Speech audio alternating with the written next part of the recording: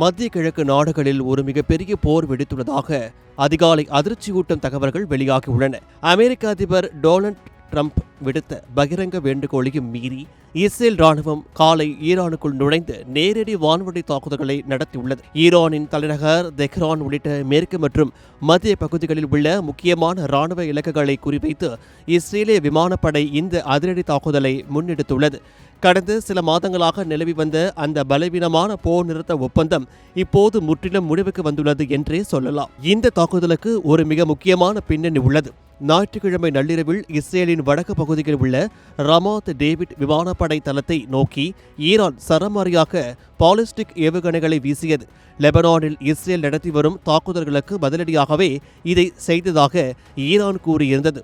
இந்த தாக்குதல் நடந்த சில மணி நேரங்களிலேயே அமெரிக்க அதிபர் ட்ரம்ப் இஸ்ரேல் பிரதமர் நெதன்யாகுவை தொடர்பு கொண்டு, நாங்கள் அமைதி ஒப்பந்தத்திற்கு மிக அருகில் இருக்கிறோம், தயவு செய்து பதிலடி கொடுத்து நிலைமையை சிக்கலாக்க வேண்டாம் என அறிவுறுத்தினார். ஆனால் அந்த அறிவுறுத்தலை ஓரம் தள்ளிவிட்டு இஸ்ரேல் காலை ஈரானை திருப்பி தாக்கியுள்ளது.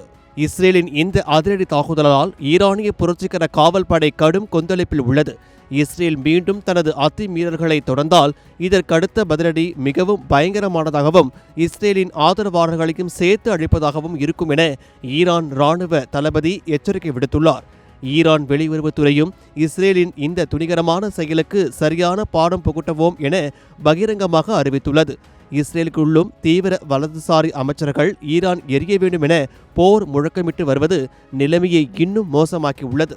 ஏப்ரல் 8ஆம் தேதி எட்டப்பட்ட போர் நிறுத்த ஒப்பந்தம் இப்போது காற்றில் பறக்கவிடப்பட்டுள்ளதால் கச்சா எண்ணெய் விலை உயர்வு மற்றும் உலகளாவிய பொருளாதார பாதிப்புகள் ஏற்படும் என அஞ்சப்படுகிறது.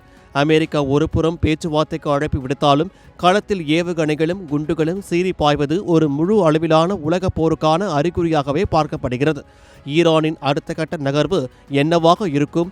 இஸ்ரேலின் இந்த துணிச்சலான தாக்குதலுக்கு ஈரான் எப்படி பதிலடி கொடுக்கும் என்பதை உலகம் இப்போது உற்று நோக்கிக் கொண்டிருக்கிறது. மாதந்தோறும் ஃபர்ஸ்ட் சண்டே அன்று கிரியாஸில் நாம் வாங்கும் அனைத்து பொருட்களுக்கும் எக்ஸைட்டிங் ஆஃபர்ஸ் அண்ட் கிஃப்ட்ஸ்.